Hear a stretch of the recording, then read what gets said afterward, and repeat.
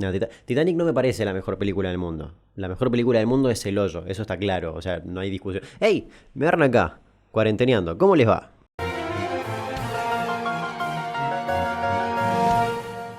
La vez pasada, cuando hice el video sobre los huérfanos y los perros del Titanic, dije medio en joda que Titanic me parecía la mejor película de la historia, y no es tan así.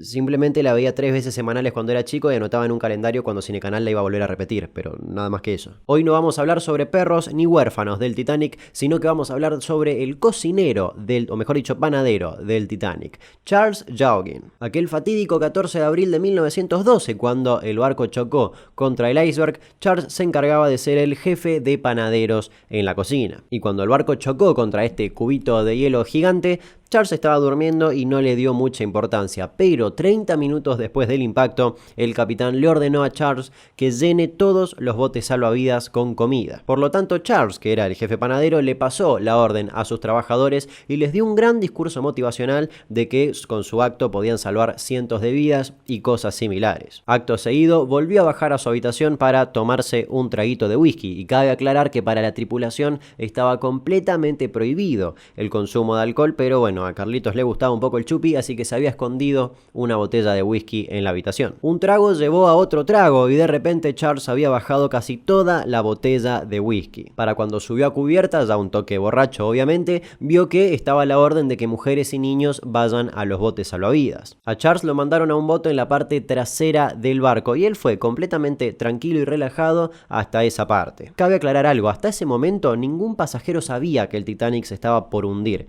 lo sabían solamente algunos miembros de la tripulación, y por eso todo el ambiente en el barco era bastante confuso. ¿Para qué me haces subir a un bote salvavidas si no me estás diciendo qué está pasando? Retomando, cuando Charles llegó a la parte donde estaba el bote, el Titanic comenzó a girar ferozmente, como se vio en la película, tirando a todo el mundo al piso menos a Charles, que logró hacer equilibrio y agarrarse de las barandillas del barco. Charles comenzó a trepar por estas barandillas porque el Titanic estaba prácticamente en posición vertical. De esa manera trepó hasta lo más alto de la popa, se aseguró su chaleco salvavidas, chequeó su reloj y le dio un último sorbo a la petaca de whisky que tenía con él. El enorme barco empezó a sumergirse y Charles lo iba acompañando hasta que logró deslizarse por las olas que se habían formado. Para ese momento había unas 1500 personas flotando a la deriva en las heladas aguas del Atlántico, y entre ellos Charles. Yo cuando era chico entraba a la ducha y prendía el agua fría durante 10 segundos en honor a las víctimas del Titanic. Me cagaba de frío, pero en honor a ellos,